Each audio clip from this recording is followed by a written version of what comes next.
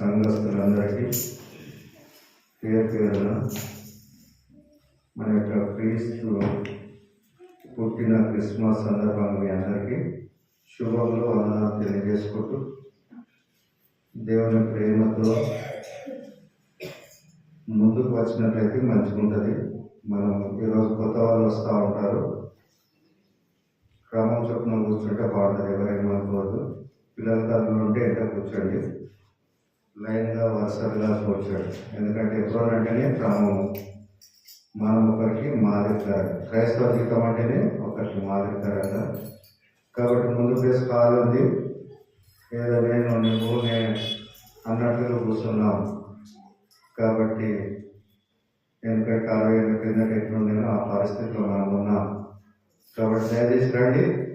మీకు కథ చెప్తే వినపడకపోతే దేవుని ప్రేమ వినాలి. దేవుని ఆరాధించడానికి వచ్చిండ్రు.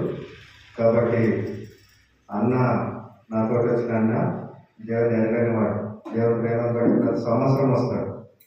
కాబట్టి మనం ప్రశ్నమైన మనము ఎందుకో మొదటిగా ఉంటాం. సరే, కరెక్ట్. సరే, ప్రాముఖ్యమైన విషయంలోకి వెళ్దాం. కాబట్టి ఫస్ట్ మనము దేవుని ఆరాధిస్తాం. ఆ పోయిన క్రిస్మస్ పండుగ నుంచి నేటి క్రిస్మస్ వరకు మనం సజీవ లెక్క నుంచి ఈ దినం వరకు మనలో నుంచి ఎంతోమంది మన పితరులు కావచ్చు, మన తోటి వారు కావచ్చు, బంధువులు కావచ్చు, సంఘస్థులు కావచ్చు, పెద్దలు కావచ్చు, చిన్నలు కావచ్చు, ఎవరైనా సరే మన మధ్య నుంచి కొందరు లోకం విడిచిన వారు ఉన్నారు. మనకైతే అది కృప కాదు. ఇంకో దినాన్ని అనుగ్రహించి దేవుని నామాన్ని గణపరచుటకు, ఆయన నామాన్ని హెచ్చించుటకు, ఆరాధించుటకు, పూజించుటకు మనకు ఈ దినాన ఇంకో దినాన్ని నూతన క్రిస్మస్ ను అనుగ్రహిస్తూ వచ్చినాడు. కాబట్టి అందుకు మనం దేవాదేవునికి వందనాలు తెలియజేసేవారుగా ఉందాం. కాబట్టి ఆరాధించుటకు 11:30 అయింది. కాబట్టి 10:30 అన్నాడు సేవకుడు. మీరే లేట్ వచ్చారు, 1 గంట లేట్ అయింది. కాబట్టి యోహాను సువార్త 4:24 దాన్ని ఆధారం చేసుకొని ఒక 4 విషయాలు చూసుకొని దేవుని ఆరాధిస్తాం. అందరూ తీసినట్లయితే కలిసి చదువుకుందాం.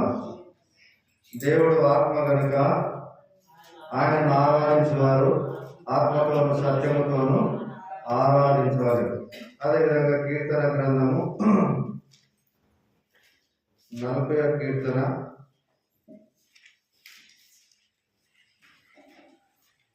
2వ వచనం.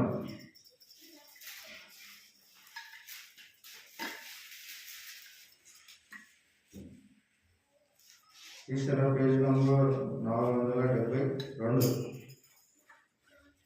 నాశనకరమైన గుట్టల నుండి, చిగుటగల దొంగల నుండి ఆయన నన్ను పైకి లేవనెత్తెను.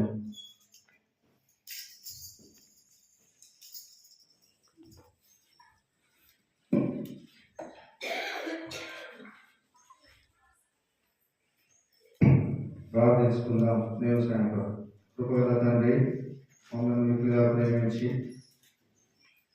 దినాన మీ మందిరాలకి మమ్మల్ని అందరినీ సమకూర్చి తీసుకొచ్చిన విధానానికి ఎన్ని వందనాలు ప్రభా. మరి ఈరోజు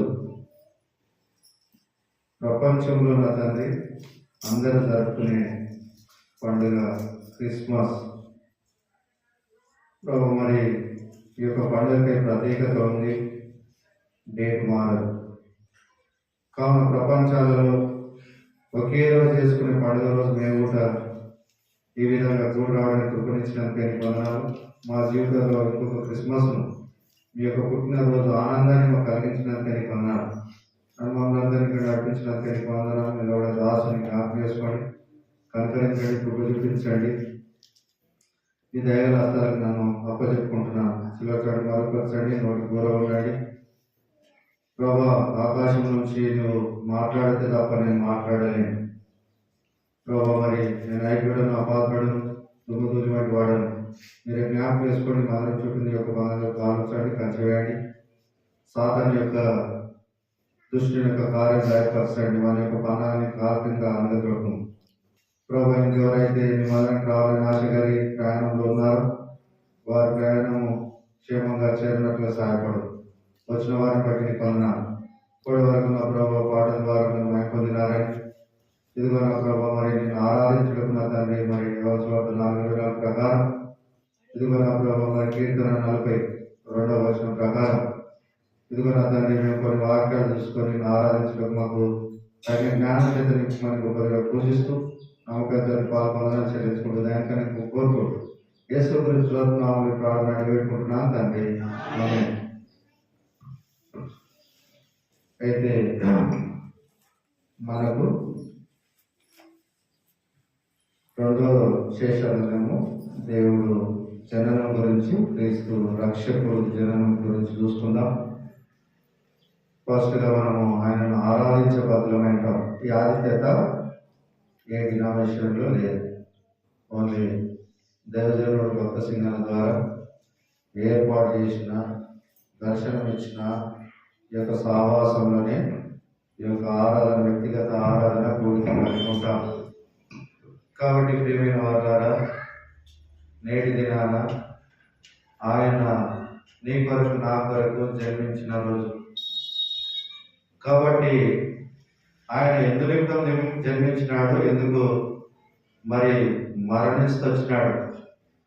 కాబట్టి ఈ యొక్క ఆరాధన వర్తమానంలో దేవుడు ఆత్మ కనుక ఆత్మతో సత్యముతో ఆయనను ఆరాధించాలని దేవుడు వాక్యం సెలవిస్తుంది. అదే సామెతల గ్రంథంలో ఏముంటుందంటే, నరుని హృదయంలో దేవుడు పెట్టిన ఏంటిదంట దీపం లాంటిది ఆయన ఆత్మ. ఎందుకు ఆరాధించాలంటే దేవుడు ఆత్మ కనుక ఆయనను ఆత్మతో సత్యంతో ఆరాధించాలి. కాబట్టి మన దేవుడు ఏది వస్తువు కాదు, ఏదో విగ్రహం కాదు, ఆత్మసత్యమైన దేవుడు. అందుకే ఆయన ఆత్మ మనలో ఊదినాడు. కాబట్టి ఈ ఆత్మ ద్వారా మనం ఆయనను ఆరాధించాలని దేవుని వాక్యం సెలవిస్తుంది. కాబట్టి చూసుకున్నట్లయితే ఈ యొక్క కీర్తన గ్రంథము 42వ చూసుకున్నట్లయితే, నాశనకరమైన గుంటలో నుండి చిగటగల దొంగ గుంటలో నుండి ఆయన నన్ను పైకి లేవనెత్తెను. ఇది నాశనకరమైన గుంట ఏంటి చూపిస్తుందంటే, చీకటికి చూపిస్తుంది, మరణానికి చూపిస్తుంది, లోకంలో ఉన్న పాపానికి చూపిస్తుంది. జిగటగల దొంగ ఊపి అది ఎట్లుందంటే, నువ్వు పైకి లేవలేని స్థితి ఎట్లుందంటే, కుమ్మరివాడు ఏ విధంగా అయితే గుండెను తయారు చేస్తే మట్టిని జిగటగల చేసి ఒక పాత్రగా తయారు చేస్తాడో, ఆ విధంగా మనము లోకంలో, పాపంలో, అంధకారంలో, చీకటిలో, వ్యభిచారంలో, దొంగతనంలో, మోసం చేయడం అన్నిటిలో మనము వెనుకపోయినాం. జిగటగల మట్టి ఏ విధంగా ఉందో ఆ విధంగా నిన్ను నన్ను పట్టుకుంటుంది. ఆ పాపము నుండి విడిపించడానికి నరరూపిగా దేవుడి లోకానికి వచ్చినాడు. ఎప్పుడైనా గ్రహించినావా? కాబట్టి ఆ దొంగ ఊపిలో నుంచి నిన్ను నన్ను పైకి లేవనెత్తడానికి ఆయన ఈ లోకానికి నరరూపిగా వచ్చినాడు. ఎట్లా వచ్చినాడు అంటే, ఆయన ఆకాశమందు దేవుని ఎదుట సరి సమానంగా ఉండడానికి, ఆయన సింహాసనం మీద ఉండడానికి ఇష్టపడలేదు. కానీ నరునిగా, రిక్తునిగా తను తగ్గించుకొని నీ కొరకై నా కొరకై భూమికి ఆయన నరరూపిగా వచ్చినాడు. ఎందుకంటే లోకం అనే పాపంలో ఉన్నావు, చీకటి ఉన్నావు, అంధకారమైన జీవితం జీవిస్తున్నావు, వ్యభిచారంతో జీవిస్తున్నావు, మోసంతో జీవిస్తున్నావు, అన్ని విధాలుగా నష్టంలో కూరుకుపోయినా దేవుడు లేడని దేవుని ఎరుగగా దేవునికి దూరంగా జీవిస్తున్నా నిన్ను నన్ను దేవుడు ప్రేమించినాడు. దేవుడి ప్రేమ చేత ఆయన ఏం చేసి వచ్చినాడంటే నిన్ను నన్ను రక్షించినాడు. నేటి దినాల యొక్క మందిరానికి వచ్చినామంటే అది నేను దేవుడి యొక్క ప్రేమ చేత వచ్చినాం. నువ్వు నేను ఏదో దేశమని కాదు, దేవుడు నిన్ను తీసుకొచ్చినాడు. దేవుడు నిన్ను తీసుకొచ్చి ఆయన లోకం వైపు చూడకుండా దేవుని ఆరాధించాలని నేను ఆయన పరిశుద్ధ మందిరంలోకి తీసుకొచ్చినాడు. ఒకసారి గ్రహించినావా? ఈ నాశనకరమైన గుండె ఏమిటి సూచిస్తుందంటే, చీకటి. చీకటి అంటే సావు, మరణం. ఒకసారి కళ్ళు మూసుకో, ఏమైనా కనబడుతుందా? ఏమి కనబడదు. మరణము. ఆ మరణం నుంచి తప్పించడానికి నిన్ను నన్ను తీసుకొచ్చినాడు. ప్రియమైన వారులారా, అందును బట్టి దేవుని ఆరాధించాలి. అందుకే కాబట్టి మన యొక్క సహవాసంలో వ్యక్తిగత జీవితంలో వ్యక్తిగత ప్రార్థన ఉంటుంది. కాబట్టి ఒక మనుషుడు ఒక వస్తువు ఇస్తే థ్యాంక్స్ అంటాం. దేవుడు ఈ దినాన్ని నీకు ఇంకొక దినాన్ని హెచ్చించినాడు, థ్యాంక్స్ చెప్పినారా? ఈ ఉదయకాలంలో ఎంతమంది లేవగానే ఆరాధించినారు? చేతులెత్తండి. ఎవరేమనుకోరు. ఉదయకాలంగానే దేవుడు ఈ దినాన్ని ఇచ్చినందుకు అయ్యా నిజంగా నిన్నటి దినాన్ని ఎంతో మంది చనిపోయినారు, నాకైతే ఇంకొక కొత్త దినాన్ని ఇచ్చినావు, అందుని బట్టి శుద్ధిస్తున్నా అనుభవం అందరికి రావాలి. నువ్వేమన్నా చెయ్యి, ఏ స్థితిలోనే ఉండు, ఎట్లా ఉండు, లేవగానే దాడిపై పట్టక ముందే, ముఖం గడక ముందే, నిద్ర పడక నుంచి లేవందాడే, ప్రభువా నాకు ఇంకొక దినాన్ని అనుగ్రహించినావు, నీకు వందనం. కాబట్టి ప్రార్థనకు ఆరాధనకు వ్యత్యాసం ఉంది. ప్రార్థన ఏంటిది? మనం అడిగేది ప్రభా అది ఇది అంటే చెప్పేసి ప్రార్థనలు అడుగుతూ ఉంటాం. ఆరాధన ఏంటిది? దేవునికి అర్పించేది. మన ప్రాణ దేవుడితో ఆయన అర్పిస్తున్నాం, ఆయనకు అర్పించుకుంటున్నాం. ప్రభా నా జీవితంలో ఇది చేసినావు, నా జీవితంలో మేలు చేసినావు, ఇగో నా గర్భఫలం ఇచ్చినావు, నా భూపంటలు ఇచ్చినావు, నా కుమారులను ఇచ్చినావు, నాకు ఉద్యోగం ఇచ్చినావు, నాకు ఆస్తి ఇచ్చినావు, నాకు బంగారం ఇచ్చినావు, నాకు బంగారం ఇచ్చినావు. దీనికి కృతజ్ఞత తెలియపరచేవారు ఉన్నారు. కాబట్టి దేవుడు ఈ చిట్టగల ఊరిలో నుంచి లేవడానికి ఆయన ఏం చేస్తూ వచ్చినాడు అనేది ఒక 2-3 మాటలు చూసుకుందాం. నువ్వు అనుకుంటుండొచ్చు, ఏదో షూటు కుట్టేసుకొని కొత్త బట్టలు వేసుకొని నేను తెల్లవచ్చి బోధించినంత మాత్రాన ఏదో నేను ఇదానికి కాదు. నేను అన్నోడు ఎవడు భూమి మీద ఉండలే, మనుషులు బలహీనులం. అయినప్పటికీ దేవుని ప్రేమ ఎట్లుందంటే ఆయన నీ కొరకు ప్రాణం పెట్టినాడు. ఎట్లా పెట్టినాడు అంటే ఈ దొంగ ఊపిలో నుంచి, ఆ చీకటి ప్రదేశంలో నుంచి నిన్ను తప్పించడానికి ఆయన శరీరం అంతా దారిపోసినాడు. కాబట్టి ఒక 4 వచనాలు చూసుకుందాం. యెషయా గ్రంథము 50వ అధ్యాయము 6వ వచనం. యెషయా గ్రంథము 56వ వచనం.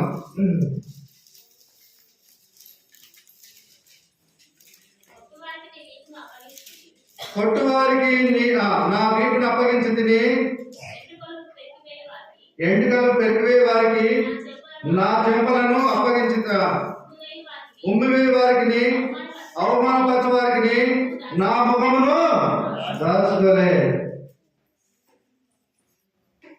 నీవు నేనేమన్నా ఆయనకేమన్నా ఇదే? ఎందుకు అప్పగించినాడు? కొట్టువారి కన్నా ఆయన వీపును అప్పగించినాడు. అయితే పెరిగిపోయే వారికి ఎంటలను అప్పగించినాడు, ఉమ్మేసుకున్నాడు, చెంపలు అప్పగించినాడు. ఆయన వీపు పంట సారాలుగా దురబడిందంట. అంతేకాదు నిన్ను యొక్క పరిశుద్ధ స్థలంలో ఉంచడానికి ఆయన ఏం చేసి వచ్చినాడు తెలుసా? ఎవరైనా ఒకరు అడిగాడు. ఎబ్రీ పత్రిక 13:12 ఎవరైనా తీసి చదవండి. ఎబ్రీ పత్రిక 13:12. కావున యేసు కూడా తన స్వరక్తము చేత తన ప్రజలను పరిశుద్ధపరచుటకై గౌని వెలుపడ శ్రమ పొందెను. చాలు. ఎక్కడ గౌని వెలుపడ ఎవరుంటారు? గౌని వెలుపడ చెప్పండి. గౌని వెలుపడ ఎవరుంటారు? సపోజ్ నేను ఎవరికి బతకనికి వచ్చిన, నాకు ఎయిడ్స్ రోగం వచ్చిందనుకో, లేదా కుష్ఠవ్యాధి వచ్చిందనుకో, ఏదో పరిస్థితి దొంగతనం చేసిన అనుకో, దొంగతనం చేస్తే ఏడు పంచాలు పెడతారు, గౌని లోపల పెడతారు. మరి ఒకవేళ లేని రోగం వచ్చింది, కరోనా వచ్చింది, కరోనా వచ్చిన టైం ఎట్లా రోలు ఎవరైనా వచ్చారా? ఊరు బయట వచ్చారు. అదేనా? దేవాది దేవుడు నిన్ను నన్ను రక్షించడానికి, నిన్ను నన్ను పాపం నుంచి విడిపించడానికి తను ఏం చేస్తాడు తెలుసా? గౌని వెలుపట ఏమి లేని వాడుగా, దరిద్రుడుగా, దీనుడుగా, కొట్టివేవాడిగా, ఉమ్మవేవాడిగా ఆయన గౌని వెలుపట శ్రమ పొందినాడు. ఆయన అంతేకాదు, ఆయన గౌని వెలుపట శ్రమ పొందినాడు. మనల్ని ఎక్కడ ఉంచినాడు? గౌని లోపల ఉంచినాడు. ఆదికాండం 27:17 అనుకుంటా. ఆదికాండం 27:17 అనుకుంటా. ఇది పరలోక గౌని. ఏంటిదంటే ఇది పరలోక గౌని. ఆయన గౌని వెలుపట శ్రమ పొందినాడు, మనలను గౌలి లోపల ఉంచుతూ వచ్చినాడు. గ్రహించిన వారు ఆయన వీపును అప్పగించినాడు. ఆయన ఉన్నది అక్కడ 27:17 అనుకుంటా, లేదంటే 20:17-27 అనుకుంటా, అక్కడ ఉంటది. ఇదే పరలోక గౌని అని ఉంటది.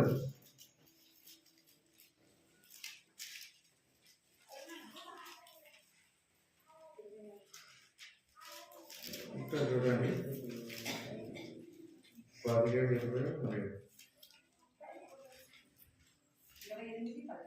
28-17 చూడండి. క్షమించండి. భయపడి ఈ స్థలము ఎంతో భయంకరము, ఇది దేవుని మందిరమే కానీ వేరొకటి కాదు, పరలోక గౌని ఇదే అనుకునే. పరలోక గౌని ఎక్కడ వచ్చాడు? మనం ఎక్కడున్నాం? ఇది పరలోక గౌని, పరిశుద్ధ స్థలం. దేవుడు ఎక్కడ శ్రమ పొందినాడు? ఆయన గౌని వెళ్ళిపడి శ్రమ పొందినాడు. నేను గౌని లోపల ఉంచినాడు అంటే దేవుడికి ఎంత ప్రేమ చెప్పాడు. ఎప్పుడైనా గ్రహించినారా? నిన్ను నన్ను ఆ పాపము, శాపము, లోకము, నరకము, వేదన, బాధలు అన్ని మనం ఏం తట్టుకోలేము కనుక ఆయననే భరిస్తూ వచ్చినాడు. ఎక్కడ భరించినాడు అంటే ఆయన ఈపు మీద భరిస్తూ వచ్చినాడు. కాబట్టి ఉమ్మి గురించి తెలుసు కదా, అక్కడ మత్తయి సువార్తలో ఉంటది. ఆయన ముఖం మీద ఉమ్మేసినారు. ఉమ్మి గురించి చూసుకుందాం. మత్తయి సువార్త 26:67 చూడండి.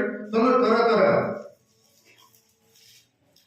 26:67 మత్తయి సువార్త.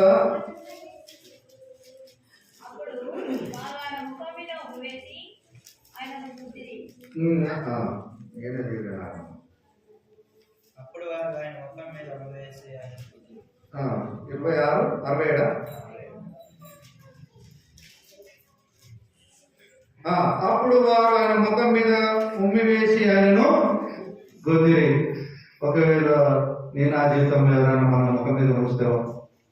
పట్టుకుంటావా? ఇక మా పరిస్థితి ఎక్కడుంటే నా ముఖం మీద ఉంచుతావా అని పోలీస్ స్టేషన్ దాకా కేసు పడుతుంది, పంచాయత్ దాకా వస్తుంది. ఇక అక్కలైతే సిగర్ పట్టుకొని పరిస్థితి వస్తుంది. కానీ దేవుడు ఆ నాశనకరమైన గుండెల నుంచి విడిపించడానికి ఆయన ముఖం మీద ఉమ్మేసుకుని ఆయన ఏం చేసినారట? గుద్దినారట. ఎందుకు గుద్దినారా? దేవుడు కుమారుడు కదా, ఆయన ఎందుకు గుర్తించుకున్నాడు? ఏం పెరిగివాడా? అవిశ్వాస? ఏంటిదైనా భయపడేవాడా? కాదు, నిన్ను నన్ను పిరికితనం నుంచి విడిపించడానికి. నువ్వు నేను భయపడతాం, దెబ్బలకు భయపడతాం, ఉమ్మేసుకోవడానికి భయపడతాం, కొట్టించుకోవడానికి భయపడతాం. దాని నుంచి తప్పించడానికి నీ శ్రమ నా శ్రమ ఆయన ఏం చేస్తున్నాడంటే ఆయన విప్పిగా మోసుకున్నాడు. కానీ అక్కడ ఏంటి? ఉమ్మేసినారు, గుర్తించుకున్నాడు. ఇంకొకటి చూసుకున్నాడు. అదే మత్తయి సువార్త 27 పక్కన ఉంటుంది. 27-26 ఒకటి ఉంటుంది చూడండి, మంచి వాక్యం. అప్పుడు అతడు వారు కోరినట్టు బరబ్బను వారికి విడుదల చేసి యేసును కొరడలతో కొట్టించి సిలువ వేసి. కొరడంటే ఆశీర్వచనే కొరడ కాదు, అది వ్యవసాయం. అక్కడ ఎంత జమల ఈ యొక్క 40 ఏళ్ల క్రిందట వ్యవసాయం చేసే ఎట్లుండే వారికి కొరడ ఉంటుండే. ఒకవేళ ఎద్దు నడవకపోతే దాంట్లో ముళ్ళు గుచ్చి కూస్తా ఉండేది. ఈ కొరడ అంటే ఏముందంటే 5 పొరలు ఉంటే ఆ పొరలకు మన ఏ విధంగా చేప గాలం వేస్తామో ఆ విధంగా పెట్టి కొట్టినారు. కొడితే ఇట్లా కొట్టినప్పుడు ఇట్లా కొట్టి తీస్తే ఒకటి దాకా 30 దెబ్బలు కొట్టినప్పుడు తీస్తే మాంసము వచ్చినారు. అంతేకాదు ఎట్లా కొట్టినారు? మనం కొట్టమంటే ఇక్కడ ఏడాది కొడతాం, ఏడాది తెలియదు చచ్చిపోతాం. కానీ వాళ్ళు రోమా ప్రభుత్వం వాళ్ళు ఒక క్రమం చొప్పున కొట్టినారు. పోలీసులు కొడతారు. మనకి ఎవరైనా తిన్నారా? మోకాల మీద కొడితే రక్తం రాదు, మరి దెబ్బ తాగదు, రక్తం రాదు, బయటికి వెళ్ళబడదు. మనం కొడితే కమిలిపోతారు. కాబట్టి వాళ్ళు ఆ విధంగా ఏం చేసినారంటే ఒక క్రమం చొప్పున కొట్టినారు. అయితే ఆ రక్తము ఆ మాంసం ముద్దలు ఏ విధంగా వచ్చినాయంటే చేతి ఎట్లయితే దున్నబడినో ఆ విధంగా దున్నినట్లు అంటారు. కాబట్టి ఆయన ఏం చేసినారు? కొట్టినారు, సిలువ వేసినారు. అంతేకాదు ఆయనకి ఇంకేం చేసినారంటే ఆయన యొక్క తల మీద ముళ్ళ కిరీటం పెట్టినారు. ఎందుకు పెట్టినారంటే నీ యొక్క నా యొక్క జీవితం పెట్టినంటే పాప జీవితం, భ్రష్టు జీవితం, వాడు మంచి ఉంటే ఓర్వలేని తన జీవితం. ఒక పంట మంచి పడితే దొంగతనం చేద్దామనే ఆలోచన, పాడు చేద్దామనే ఆలోచన నువ్వు నేను కలిగి ఉన్నాం కాబట్టి, మన యొక్క ఆలోచన చేత చెడుతలములు కలిగి ఉన్నాం కాబట్టి, ఆ దేవాది దేవుడు, ఆ లోక రక్షకుడు ఆయన తలలో ముళ్ళ కిరీటం పెట్టుకున్నాడు. ఆయన పిరికివాడు కాదు. ఆయన నిన్ను నన్ను విడిపించడానికి ముళ్ళ కిరీటం పెట్టుకున్నాడు. అయితే అసలు దానికి వస్తాం రండి. వీపు గురించి 4 మాటలు చూసుకొని ముగించుకుందాం. కాబట్టి యెషయా గ్రంథం 56 ప్రకారము కీర్తన 128 అక్కడ ఉంటుంది వీపు గురించి. 128:3 ఎట్లా దున్నిందంట అక్కడ, ఆయన వీపు ఎట్లా దున్నబడిందంటే అక్కడ ఉంటుంది చూడండి. తీసారా పేజ్ నంబరు 129:3 దున్నువారు నా వీపు మీద దున్నిరి, వారు చాలనుగా పొడుగా చేసిరి. చాలు. ఎందుకైనా ఎంత కష్టము? ఏ పాపం చేసినాడు? మనం చేసిన పాపం. ఏ పాపం చేసినాం అనుకుంటుండొచ్చు. వ్యభిచారం చేసే పాపం. వ్యభిచారం చేసే పాపం కాదు. వాక్యం చదివిస్తుంది. కొరత్యో ఫిలింలో ఉంటుంది, నాకు రెఫరెన్స్ తెలియదు, ఆ జ్ఞాపకం లేదు. నన్ను తప్ప వేరే విగ్రహాలను పూజిస్తే అప్పుడే నాకు వ్యభిచారం చేసినట్టు అని ఉంటుంది అక్కడ. అందుకే మన యొక్క అంటే అనుకుంటుండొచ్చు వ్యభిచారం. అయితే నువ్వేంటిదంటే దేవుణ్ణి విడిచిపెట్టి వేరే దేవుని పూజిస్తున్నావు కాబట్టి నువ్వు దేవునితో వ్యభిచారం చేస్తున్నట్లు, దేవుని యొక్క సావాసానికి నువ్వు వ్యభిచారం చేస్తున్నట్లు లెక్క. కాబట్టి ప్రియమైన వారులారా, ఏంటిదంటే ఇక్కడ దున్నువారు నా వీపు మీద దున్నిరి, వారు చాలనుగా పొడుగా చేసిరి. ఒకవేళ ఒక వ్యవసాయకుడు ఒక చేను ఏ విధంగా దున్నుతాడు? ఒక ట్రాక్టర్ మన పొలంలో వేస్తే ఏ విధంగా దున్నుతాడు? ఒకవేళ మధ్యలో గడ్డలు పోతుకుంటామా?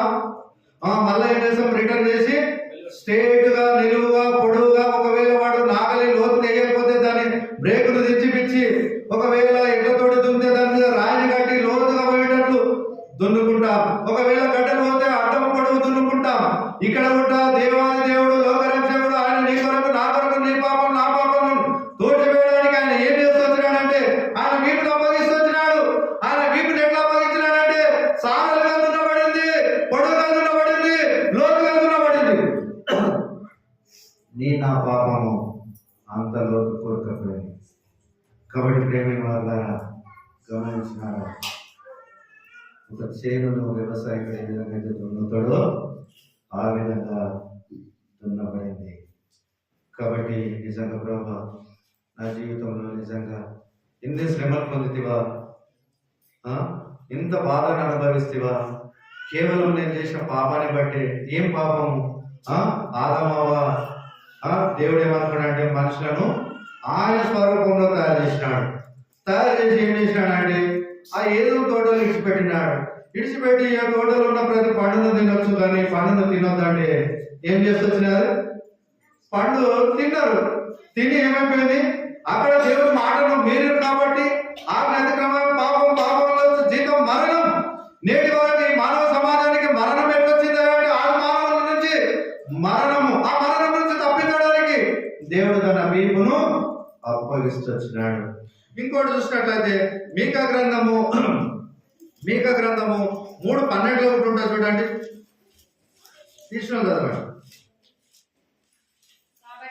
కాబట్టి చేను దున్నబడినట్లు మిమ్మును బట్టి సియోను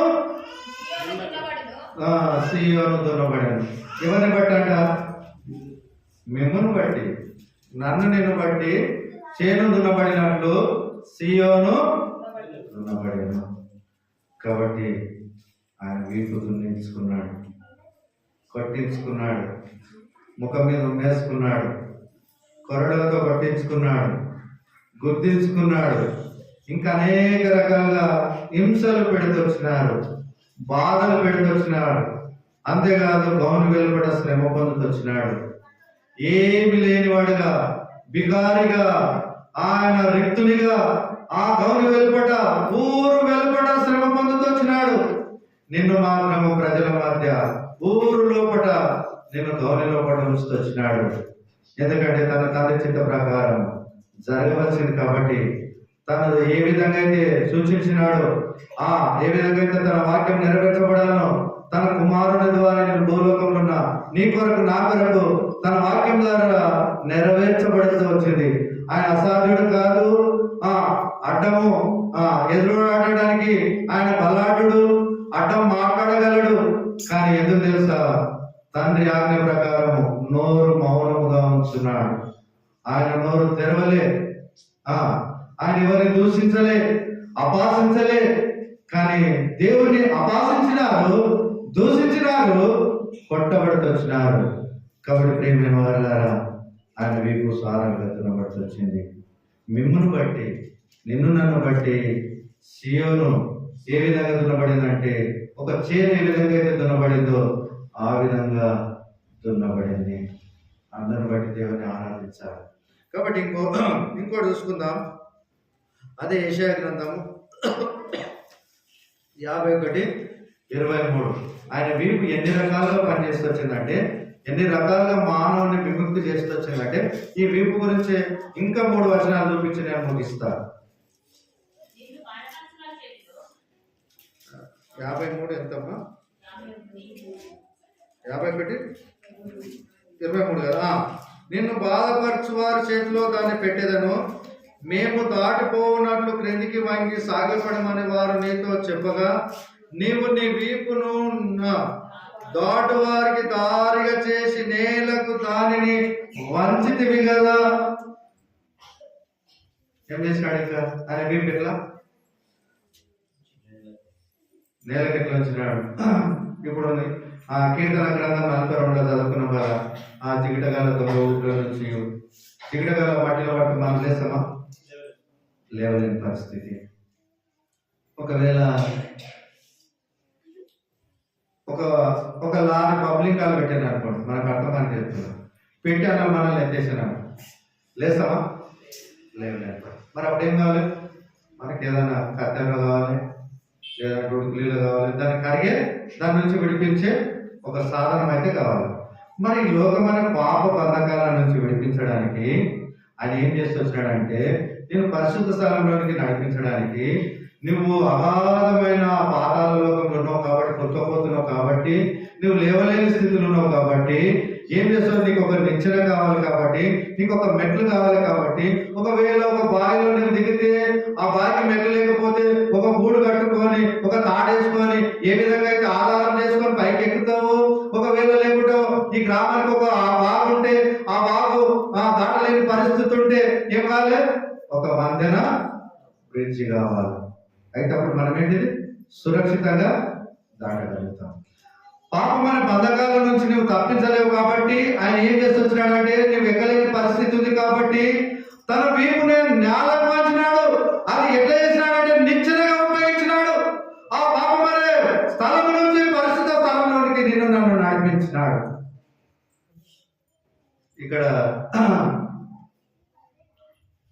ఇక్కడ బురద మట్టి ఉంది, ఇక్కడ మంచి నీళ్ళు ఉన్నాయి, లేకుంటే ఇక్కడ లోయ ఉంది, లేకుంటే ఇక్కడ ఒక స్థలం ఉంది, ఇక్కడ ఒక స్థలం ఉంది, మధ్యలో పెద్ద లోయ ఉంది.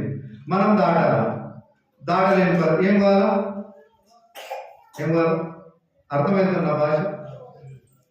నా పక్కనే మీ సాస్పేటే పక్కన ఉంటుంది చిన్న గ్రామం. అర్థమవుతుందా? ఇప్పుడు మనము ఇక్కడ మనుషులం ఉన్నాం, ఇక్కడ ఉన్నాం. ఇది నరకం అనుకోండి, ఇది దేవుడి పట్టణం అనుకోండి. మధ్యలో ఏముంది? దేవునికి మనకు మధ్యలో ఏముంది? అగాధం ఉంది. ఈ అగాధంలో మరొక లోయ ఉంది. ఆ లోయలో దిగితే లేవలేని పరిస్థితి ఉన్నాము. మరి అప్పుడు ఏం కావాలా? నిచ్చెన కావాలా? దేవుడు ఏం చేశాడు తెలుసా? నిన్ను ఆ లోకమైన పాపం నుంచి విడిపించడానికి, ఈ పరిస్థితి స్థలంలోకి తీసుకురావడానికి ఆయన ఏం చేస్తున్నాడంటే, నువ్వు దాటలేని పరిస్థితి ఉన్నావు. అది ఎవరి తరం కాదు, ఏ బ్రిడ్జ్ అక్కర్ లేదు, ఏది అవసరం లేదు, ఏ మెట్ల అవసరం లేదు. దేవుడే నిచ్చెనగా చేస్తూ వచ్చినాడు. ప్రభా, నా జీవితంలో కూడా ఎన్నో మాకు పడిపోతూ చెడిపోతున్నా లోకంలో, పాపంలో, అధికారంలో, చీకటిలో, ఆ పాపం అనే చీకటిగల ఊపిలో, ఆ చీకటిగల ప్రదేశంలో ఉన్నప్పుడు నన్ను ఎవరు ప్రేమించలేదు, నువ్వే ప్రేమించినావు, ప్రేమించి నన్ను ఏం చేస్తున్నావంటే ఆ పాపం అనే ఆ స్థలం నుంచి పరిశుద్ధ స్థలంలోనికి నడిపించడానికి నీ యొక్క వీపును నాకు నిచ్చెనగా చేస్తున్నావయ్యా, అందుని బట్టి నేను స్తుతిస్తున్నాను. ఒకసారి ఆయన ఆలోచన చేసినామా? ఆయన వీపు గురించి 1000 సార్లు చదవచ్చు, దినపోర్షన్లా, బైబిల్ స్టడీలా, రకరకాలుగా ఆ రకాలుగా దైవసేవకులు వచ్చి మీ మధ్యన బోధించవచ్చు. కానీ వీపు గురించి ఇంత త్యాగం ఉంది అని ఎప్పుడైనా మనం ఆలోచన చేసినామా? ఫస్ట్ ఏం చేసినాడు? ఆయన వీపును అప్పగిస్తున్నాడు. రెండవది ఏంటిది? ఆయన వీపు దున్నబడికి వచ్చింది. మూడవది ఏంటిది? ఆయన వీపు నిచ్చెనగా చేసుకొచ్చినాడు. ఎందుకంటే నువ్వు పాపంలో ఉన్నావు కాబట్టి పాపం నుంచి పైకెక్కలేవు. ఇంకా లోకంలో తింటున్నావు, తాగుతున్నావు, పాపంతో తిరుగులాడుతున్నావు, ఇంకా పాపాన్ని ప్రేమిస్తున్నావు, డబ్బును ప్రేమిస్తున్నావు, దేవుడు ఎరగలేకున్నావు. దేవుడు అంటున్నాడు, ఇగో చూడు ప్రియ సహోదరి సహోదరా, 2 చేతులు చాచి నా వైపు రండి అంటున్నాడు. నీకు రక్షణ కలిగించడానికి ఆయన ఇష్టపడతా ఉన్నాడు. మనం ఏం చేస్తున్నామంటే దూరంగా జీవిస్తూ వస్తున్నాం. ఆ దూర ప్రదేశం నుంచి నిన్ను రప్పించడానికి ఆయన ఏం చేస్తూ వచ్చినాడంటే ఒక నిచ్చెనగా తన వీపును నేలకు పంచుతూ వచ్చినాడు. కాబట్టి ఇంకొకటి చూసి యెషయా 38, ఇది యెషయా గ్రంథంలో 38:17 ఉంటుంది చూడండి. 38:17 మికటమైన ఆయాసము నాకు నెమ్మది కలుగుటకు కారణమాయను, నీ ప్రేమ చేత నా ప్రాణమును నాశనమని కోతి నుండి విడిపించితివి, నీ వీపు వెనక తట్టు నా పాపములన్నీ పారవేసితివి. సరే, పోయిన వారం నుంచి ఈ వారం వరకు ఎన్ని పాపాలు చేసినట్టు చెప్తారా? చెప్పమ్మా. మనం ఎందుకంటే పరిశుద్ధుల మీద ఎందుకంటే మంచి కొత్త బట్టలు వేసుకొని 2 సార్లు సబ్బు పెట్టి స్నానం చేసుకొని, నేను సెంటు కొట్టుకొని వాసన రాలికి కంపు హృదయానికి రకరకాలుగా వేషాలు వేసుకొని మిమ్మల్ని మళ్ళీ మనకు వచ్చినాం. ఎన్ని పాపాలు చేసినాం? నేను ఒక 2000 చేయొచ్చు. ఎట్లా చేసినాం? ఫోన్ ఉంది కదా, ఫోన్తో చేస్తూ ఉంటాం, అంతేనా? చాలా ఒక పాపం. నీ భర్త ఆడిపోవద్దని అనుకో, నువ్వు వినలేవు, పాపం. సేవలో పని చెప్పాడు అనుకో, చేయలేవు, పాపం. ఆ సంఘ ప్రార్థనకు అనౌన్స్ చేసాడు, రాలేవు, పాపం. బైబిల్ స్టడీకి రాలేవు, పాపం. ఆజ్ఞ అతిక్రమమే పాపం. మరి ఎన్ని ఆజ్ఞలు తప్పినాం మనం? ఎన్నో రకాలుగా పడిపోతా ఉన్నాం. కాబట్టి ఒక దినం రాబోతుంది, ఆ పాపానికి లెక్కకు లెక్క, మెత్తికి మెత్తి ఉండబోతుంది. అది బలవాడు మనకు అయితే మంచుకుంటుంది, మధ్యస్థ వార్తలు ఉంటుంది, మళ్ళీ ఎప్పుడైనా వస్తే చెప్తారు, దేవుడు అనుగ్రహిస్తే. కాకపోతే మనం ఎన్ని పాపాలు చేసాం? మనం ఏం పాపాలు చేయలేం, యేసుప్రభువే చేసాడు కదా. మన పాపములు అనే మూట మోయలేని బరువు ఉంది కాబట్టి ఆయన ఏం చేసినాడు తెలుసా? మళ్ళా పాపం చేయకు బిడ్డ, మళ్ళా నాశకరమైన గుంతలోకి పోకు, ఆ జిగిట మట్టిలోకి దిగకు, ఆ పాపంలో కొరకపోకు, అబద్ధం జోలికి పోకు అని చెప్పి నీ పాపాన్ని ఆయన ఏం చేసినాడంట? ఆయన వీపు వెనకతాడు పారవేసి వచ్చినాడు. ఒకవేళ వెనకతాడు పారవేసి చూస్తామా మనం? మన పాపంలోనే మూటను ఆయన ఏం చేసి వచ్చినాడంటే నీ పాపాన్ని ఆయన కొట్టివేసి వచ్చినాడు. నీవు ఏ విధంగా జీవించాలో నీకెరకైగా, నీవు ఏ విధంగా ఆరాధన చేస్తావో నీకెరక. పాపంతో చేస్తావా, పరిశుద్ధతో చేస్తావా, ఆత్మతో చేస్తావా, ఇంకా అందరి ఆత్మతో చేస్తావా, లేక సైతాన్ ఆత్మతో చేస్తావా, అది నీ ఇష్టం. అది నీకే లేక. కాకపోతే ఇక్కడ దేవుడు అంటున్నాడు, నీ పాపం పోయడానికే నాకు మికటమైన ఆయాసం కలిగిన కానీ అది నాకు నెమ్మదికి కారణమైంది. నీ పాపంలో మోయడానికి నేను ఆయాసపడ్డా, అయినా అది నాకు నెమ్మది కలిగించింది. ఎందుకు తెలుసా? తన తండ్రి చిత్త ప్రకారం. మన పాపం ఎట్లా? అక్కడ ఏముంది? మికటమైన ఆయాసము నాకు నెమ్మది కలుగుటకు కారణమాయను అనుకుంటుండొచ్చు. మన యొక్క పాపముల మూట అంతా ఉంది. అందుకే క్రైస్తవునిగా ఒక విశ్వాసిగా చాలా జాగ్రత్త ఉండాలి. చాలా అంటే చాలా జాగ్రత్త ఉండాలి. మాట తీరు కానీ, పద్ధతి కానీ, ఇంకా మన నడవడిక, మన మాట తీరు, ఇవన్నీ చాలా జాగ్రత్త ఉండాలి. కాబట్టి ఆయన మన దేవుడు ఆశామాష అయిన దేవుడు కాదు. అలా తప్ప మా దేవుడు కాదు. ఏదో ఈడ పెట్టి ఒక రాతిని పెట్టి దేవుడు కాదు, ఏదో చెట్టు కాదు. ఇవన్నిటిని సృజించిన ఏకైక దేవుడు ఎవరు? సృష్టి. మనం మూడో పాట వాడినాము. అక్కడ పక్షులు ఆరాధించినాయి, ప్రాకు జీవులు ఆరాధించినాయి, సముద్రాలు ఆరాధించినాయి. ఎందుకు తెలుసా? ఎందుకు ఆరాధిస్తున్నాయి? సముద్రం, అయ్యా నాకు సముద్రాన్ని ఏర్పరచుకున్నావు, నేను నీళ్ళు లేనప్పుడు నీళ్ళు ఇవ్వడానికి, ఆకాశం నుంచి ప్రజలకు నీళ్ళు ఇవ్వడానికి, నా ప్రజలకు, నా యొక్క సహోదరులకు పంటలు పండించడానికి, వర్షాన్ని ఇవ్వడానికి నన్ను ఏర్పరచుకున్నావు, అందులో స్తుతిస్తున్నా. ఫలవృక్షములు అంటున్నాయి, నేను నన్ను కల్పించినావు, ప్రతి మనిషికి తినడానికి ఫలవృక్షములను ఇస్తున్నా, తగిన కాలమున ఫలం పొంది పూతొచ్చి కాయ కాసి అది పరిపక్వం పొంది ఫలమునిస్తున్నా, నేను తినడానికి ఆహారం కొంటున్నా, అందుని బట్టి స్తుతిస్తున్నా. ఇదిగో చెట్టు అంటుంది, ఒక ఇల్లు కట్టుకుంటే ఒక దర్వాజగా వస్తున్నా, అందుని బట్టి స్తుతిస్తున్నా. సముద్రం మత్స్యములు అంటున్నాయి, సముద్రంలో నిలిచినావు, చిన్న చిన్న పురుగులు తింటున్నా, అవి మనిషికి జీవహారంగా ఇస్తున్నా. వాళ్ళ అలసిన దేహాలకు ఏంటిది? మంచి మాంసాన్ని ఇస్తున్నా. అవి ఆరాధిస్తున్నాయి. మరి మనం మనసులం ఆరాధిస్తలేదు. సండే రోజు పెళ్లి పెట్టుకుంటాం, సండే రోజు బర్త్డే పెట్టుకుంటాం, సండే రోజు ఒకవేళ ఇద్దరు మధ్య ఆల్మోల మధ్యలో కొట్లాట వస్తే చర్చికే బాగా.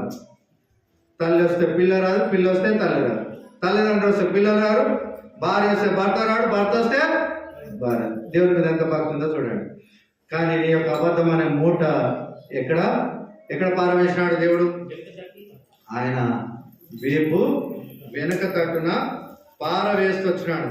కాబట్టి ప్రియమైన వారులారా, మరి ఆ విధంగా మనము గ్రహించాలి. ఆయన వీపు వెనుక తట్టున మన పాపంలోని మూటను పారవేసుకొచ్చినాడు. మన యొక్క పాపం అనే మూట ఏ విధంగా ఉందంటే, ఆయనకి ఏమైందంట? మికటమైన ఆయాసము నాకు నెమ్మది కలుగుటకు కారణమాయను. ఎంత బరువు! పుట్టినప్పటి నుంచి తల్లి గర్భంలో పడ్డప్పటి నుంచి ఇక్కడ కీర్తన గ్రంథంలో 50 అధ్యాయము 5వ వచనం అనుకుంటే ఒకసారి దిగండి. 50 అధ్యాయము మనిషి యొక్క జీవితం ఎట్లుంటుందో చూడండి. మనిషి యొక్క ప్రవర్తన, మనిషి యొక్క జీవిత చరిత్ర ఎట్లుంది అక్కడ. 55 అనుకుంటా. నా తల్లి తీసారా? 50 అధ్యాయం 5వ వచనం. నేను పాపం నన్ను పుడితింది అనుకుంటుంది. 51 సారి క్షమించండి. 51:5. నేను పాపంలో పుట్టినవాడను, పాపంలోనే నా తల్లి గర్భము ధరించెను. ఎక్కడ నుంచి వచ్చిందండి పాపము? మన తల్లి కడుపులో పిండము నిర్మింపక మునిపి మనం పాపస్థితి నుంచి ఎదుగుతూ వచ్చినాం. ఆ పాపం మనం మూట పోయడానికి ఏమైపోయింది తెలుసా? దేవుడు మికటమైన ఆయాసం కలిగినప్పటికీ ఆయన ఏమైపోయింది? నెమ్మది కలుగుట కారణమై. ఎక్కడ నెమ్మది? ఎట్లా నెమ్మది కలిగింది? నీ ప్రేమ చేత నా ప్రాణమును నాశం అనే గోధి నుంచి తప్పించినావు. అది తన తండ్రి చిత్త ప్రకారం. కాబట్టి నీవు నా వీపు వెనుక తట్టు నా పాపంలో నువ్వు పారవేసినావు. కాబట్టి ప్రియమైన వాళ్ళారా, నేటి క్రిస్మస్ పండుగ సందర్భంగా పాపము జోలికి, అబద్ధము జోలికి వెళ్ళొద్దు. ప్రభు ఒక తీర్మానం చేసుకోండి. నిజంగా నా పాపంలో ఎన్నున్నా, మొయ్యలేని పాపం, పైసలు కట్టలు ఎన్నైనా మోస్తాం మనం. ఒకటి దొరికినాయి అనుకో ఎంతైనా. మొన్న మా దాని లారీలో పడ్డది పెట్రోల్, బాకెట్ల కొద్దీ దింపుకపోతున్నారు. పుక్కడి కోసం పినాయిల్ కూడా తాగేట రకం మన పరిస్థితి. పైసలు దొరికితే ఎన్నైనా మోస్తాం. కాకపోతే మన పాపం మన మూట ఎంత ఉందో తెలుసా? రోజు రోజుకు ఎంత పెరిగిపోతుందో. ఎవరైనా అబద్ధం ఆడతారు. చిన్న మిస్టేక్ ఫోన్ వస్తుంది, ఏమంటావు నేను ఈయనే ఉన్నట్టు అప్లోడ్ వచ్చాడు అనుకో, ఇంట్లో ఉన్న భార్యతో మాట్లాడిస్తాం, ఆ అప్లోడ్ వస్తే పిల్లలతో మాట్లాడిస్తాం. ఎన్ని అబద్ధాలు లెక్క పెట్టుకోండి. ఈ అబద్ధాలన్నీ ఏం చేసినాడు దేవుడు అంట, తన వీపు వెనక తట్టున పారవేస్తూ వచ్చినాడు. ఆయన మరి ఎందుకు చేయవలసి వచ్చిందంటే నిన్ను నన్ను ఆ పాపం నుంచి తప్పించడానికి, జిగటగల ఆ గోతిలో నుంచి తప్పించడానికి. ప్రియమైన వాళ్ళ, అందుకే దేవుని వాక్యము విన్నట్టుగా ఆరాధన చేయాలి. ఆత్మతో, సత్యముతో, నీ యొక్క హృదయ వాంఛలతో ఆయనను ఆరాధించాలని దేవుడు ప్రేమిస్తా ఉన్నాడు. ఇంకోటి చూసుకున్నట్లయితే కీర్తన గ్రంథము 118 అనుకుంటా, 105:18 వచనం.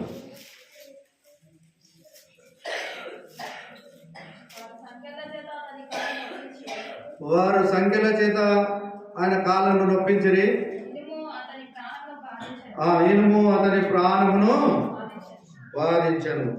చూసావా, నీ కొరకు నా కొరకు ఆయన దేన్ని లెక్క చేయలే. ఇనుము చేత బాధ పెడుకొచ్చినారు, ఇనుము చేత ఆయన కాళ్ళను బంధిస్తొచ్చినారు. అయినా కానీ దేవుడు దేనికి, ఆయన నిన్ను నన్ను తప్పించడానికి వెనుదీయలే. వారు సంఖ్యల చేత అతని కాళ్ళు నొప్పించిరి, ఇనుము అతని ప్రాణమును బాధించెను. కాబట్టి నువ్వు నేనంటే దేవునికి ఎంత ప్రేమ తెలుసా?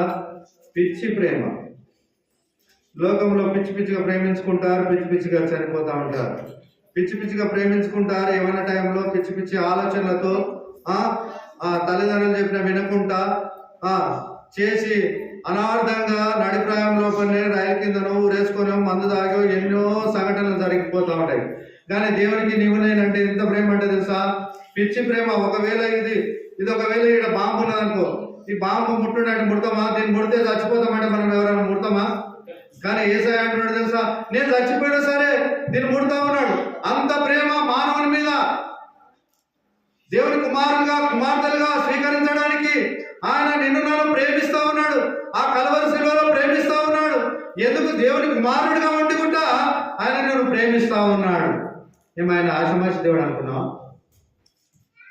ఆయన అద్భుతాలు, ఆశ్చర్య కార్యాలు చేసే దేవుడు. నిన్న నేడు ఏకరీతిగా ఉండే దేవుడు, మార్పు చెందని దేవుడు. మలాకి 6:3 అనుకుంటా ఒక మాట సుతము. మలాకి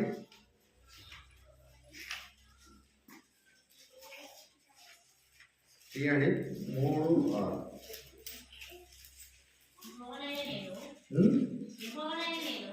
యెహోవానైన నేను మార్పు లేని వాడను కనుక యాకోబు సంతతి వారైన మీరు లయం కలరు. Okay sir, ఏంటిదంట? యెహోవానైన నేను, ఇక్కడ ఉన్న నీకు నాకు చెప్తున్న మాట, దేవుడు సెలవిస్తున్న మాట. యెహోవానైన నేను. ఎవరైనా చెప్తావా నేను నిన్ను నమ్ముతున్నా అని చెప్పగలుగుతావు? నేను నిన్ను ఒడుస్తున్నా అంటావా? ఒడిస్తే నిన్ను ఒడిచేస్తాను, అంతేనా? ఒకవేళ ఒక చేల మంచి పంట అనుకో, రాత్రి పోయి దొంగతనం చేయాలంటే మనకు తెలుసు ఈ పంట ఎవరితానో లేదు, నేను కావాలి ఉండాలి, లేదు కావాలి లేకపోతే కరెంట్ షాక్ పెట్టాలి. ఏదో రకాలుగా వాడు మన పంటను కాపాడుకునికే చేస్తాడు. మనం ఏం చేస్తాం? ఎట్టికి పోతాం, దొంగతనం చేయడానికి పోతాం, కంచెకు పడతాం, చచ్చిపోతాం. చచ్చిపోయినాక మన ఇంటి మీద చేస్తాం, లక్షలు వసూలు చేస్తాం.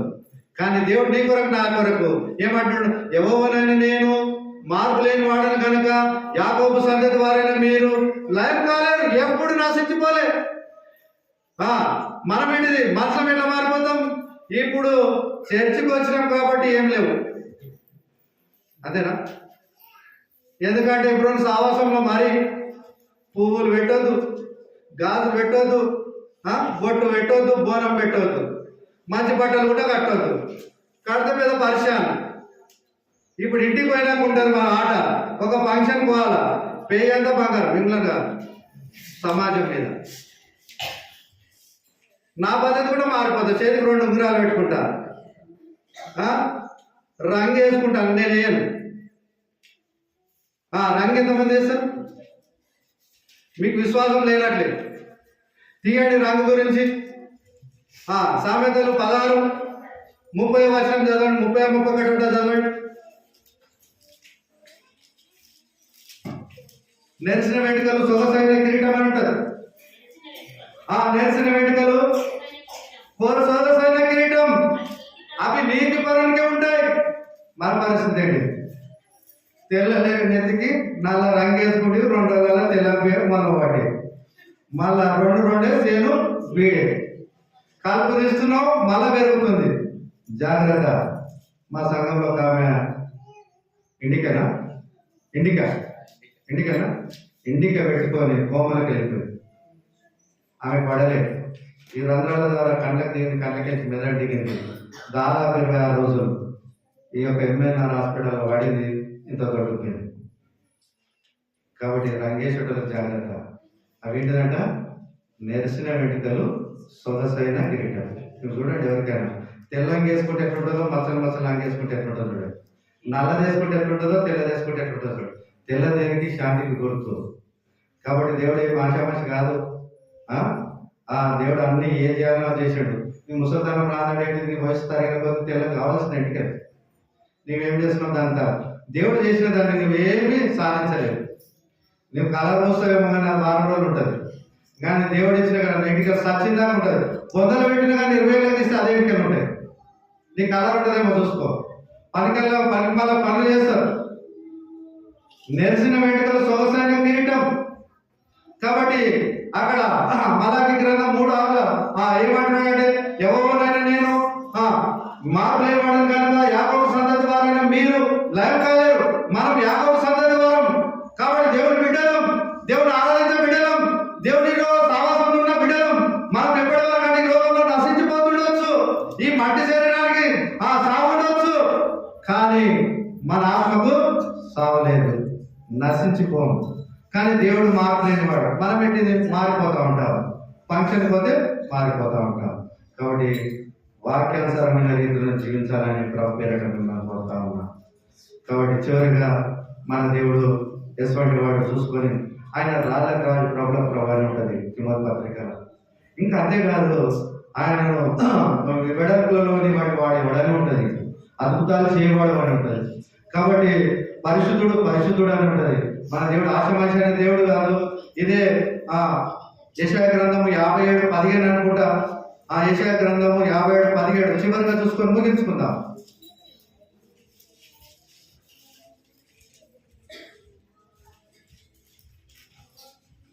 తీసారా?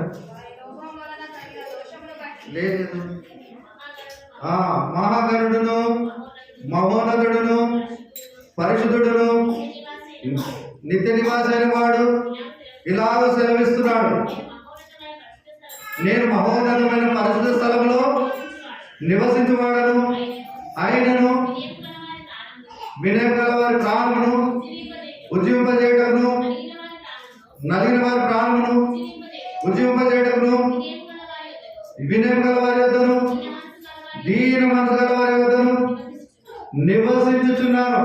నేను ఒకసారి అనుకుంటాడు, చిన్న తరం పెద్ద బిల్డింగ్ ఉన్నది, వీళ్ళ దగ్గర దేవుడు ఉంటాడేమో. ఎవరి దగ్గర ఉంటాడంట? దీన మనసు, విరిగిన నలిగిన హృదయం. ఆయన ఎవరంట? మహాగణుడు, మహోన్నతుడు, నిత్య నివాసైన తనంట, పరిశుద్ధుడైన దేవునికి 2వ భాగంలో చూసుకున్నాం. ఆయన ఏంటిది? పరిశుద్ధుడు. కాబట్టి ఆ పరిశుద్ధిని నేను ఏ విధంగా ఆరాధించాలంటే ఆత్మతో సత్యముతో ఆరాధించాలి. మొదటి ఏం చెప్పుకున్నాం? ఆయన వీపు అప్పగించబడ్డది, ఉమ్మి కొరడతో కొట్టింది, ఆ యొక్క కిరీటం అన్ని తెలుసు. వీపు గురించి ఏంటిది? సారలుగా దున్నబడింది. 2వది ఏంటిది? నిచ్చెనగా చేయబడింది. 3వది ఏంటిది?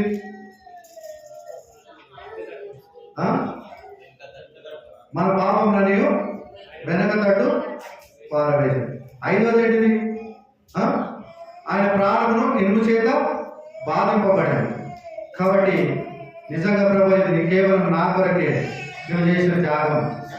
ఇదిగో నా తండ్రి, నిజంగా నా కొరకే నీ యొక్క శరీరం దున్నబడింది అని వాక్యానుసారమైన రీతిలో దేవుని ఆరాధించాలని దేవుని పేరట కోరుతా ఉన్నాను. ఈ వాక్యం దేవుడు దీవించి ఆశ్రయించిన గాక. పాట ఉంటుందన్నా? ఇది ఆరాధన ఉంటుందా? పాట పాడుకుందాం. ఎవరు అలా లేదు, క్లుప్తంగా లైన్గా ఇక్కడ షురు చేస్తే ఇక్కడ షురు చేయాలి. క్రమం తప్పదు. క్రమం తప్పితే నేను లేచి వచ్చి మీకు మైకిస్తానండి. దేవుడు అంటే ఆశమాషనే కాదు, క్రమం వల్ల దేవుడు. ఫస్ట్ ఆరాధన ఇక్కడ చేసి ఇక్కడనే చేయాలి. ఈడోరు ఆడోరు కాదు, ఈ మూల కాముల కాదు, ఈ మూల అమ్మల దేవుడు కాదు. క్రమం చొప్పున వరుసల చొప్పున అని ఉంటుంది, పంక్తులు అని ఉంటుంది.